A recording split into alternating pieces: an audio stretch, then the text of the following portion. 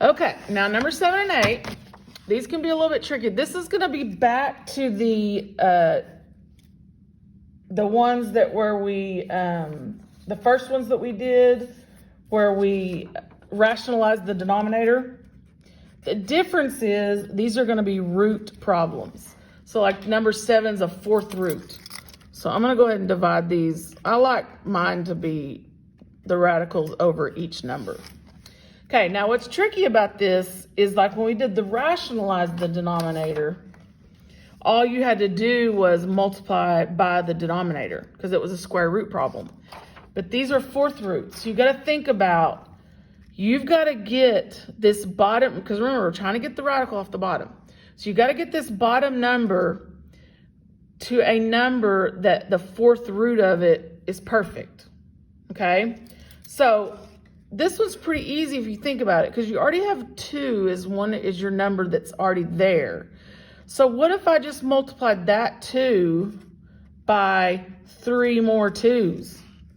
Then wouldn't I have 4 2's, which would be a perfect fourth root?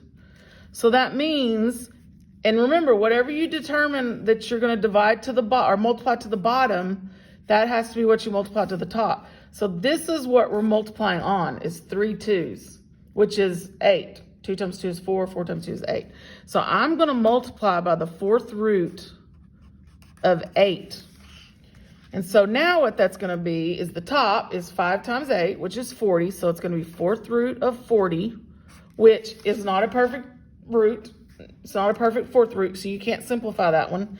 This one is now going to be the fourth root of 16.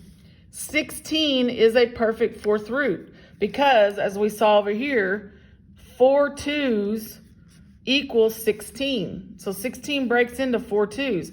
So then that means the fourth root, the final answer of this, don't forget your fourth root of 40 on the top, but your final answer on the bottom is 2, because the fourth root of 16 is 2.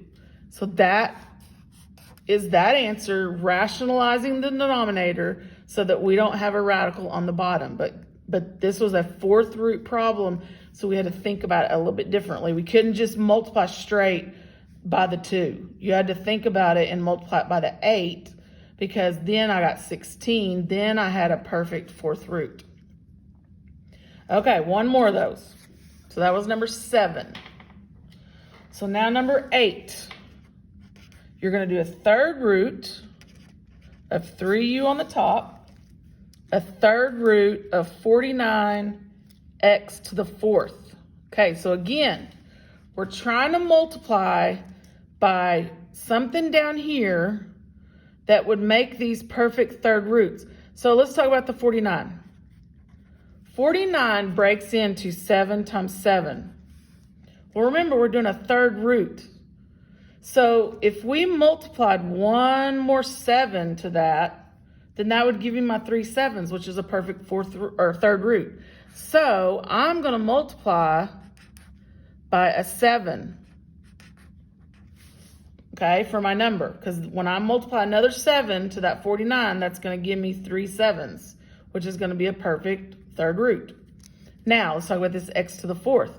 Remember, when we're doing our exponents, our variables, whatever the exponent is, you divide by the root, and that's how you get its the root of it. So 4 won't divide by 3 evenly. But what if I added 2 more to it? So that means I'm going to multiply by 2 more x's. Now, if you multiply by 2 more x's down there, you got to do it on the top as well.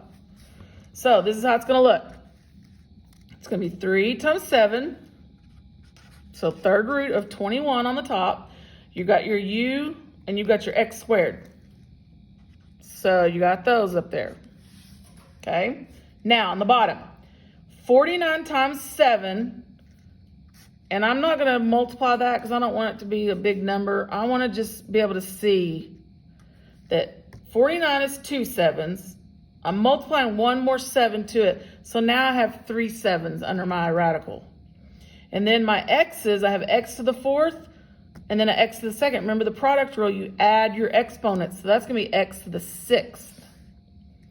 So now let's finish our answer. The top will not cancel because 21 is not a perfect third root. You can't change. X squared, you can't change. So the top stays exactly the way it is. The bottom. So if I have 3 7s and I need the third root of that, then that's just 7. And then if I have x squared and I need the third root of that, remember you take the exponent and you divide by 3. 6 divided by 3, x to the second on the bottom. No longer under the radical, which is what our goal is on this assignment, is to not have radicals in the denominator. That is the whole goal of everything we've done in this assignment. We've just done it we've done rationalize the denominator, that's the first way, and how we did these. And then the other way was to multiply by the conjugate. And that concludes lesson 6-5, day 2.